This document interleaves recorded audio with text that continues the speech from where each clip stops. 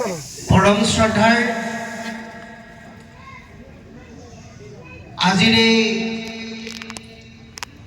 ধৰ্মধ্বজস্থলীত উপস্থিত থকা মোৰ শ্ৰদ্ধাৰ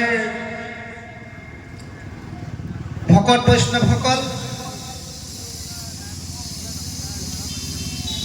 সদৌ অসম একশৰণ ভাগৱতী সমাজৰ সহ-সচিবাক, সদৌ অসম তৰুণ বিদ্যাৰ্থী সমাজৰ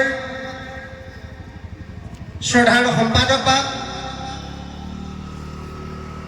আৰু অসমৰ বিভিন্ন প্ৰান্তৰ পৰা আহি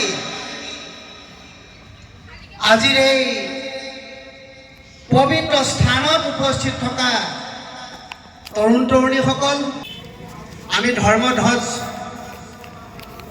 উত্তোলন কৰিবৰ কাৰণে আমি সকলোৱে সমবেত হৈছোঁ আৰু আপোনালোকে এই অধমকে এই ধৰ্মধ্বজ ভাগ উত্তোলন কৰিবৰ কাৰণে দায়িত্ব দিছে। আপোনালোকৰ আশীৰ্বাদ লৈ এই মহান কাৰ্য কৰিবৰ কাৰণে মই আগবাঢ়িছোঁ। শ্ৰদ্ধাৰ তৰুণ তৰুণীসকল, ভকত বৈষ্ণৱসকল, সৃষ্টিৰ প্ৰথমতেই সৃষ্টিকৰ্তা ব্ৰহ্মাদেৱে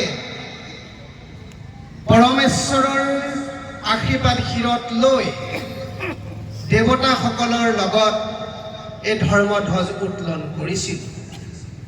পাৰমাৰ্থিক দৃষ্টিৰে যদি আমি বিচাৰ বিশ্লেষণ কৰি চাওঁ, ধৰ্মধ্বজ হৈছে ধৈৰ্য আৰু সুদৃঢ় বিশ্বাসৰ প্ৰতীক।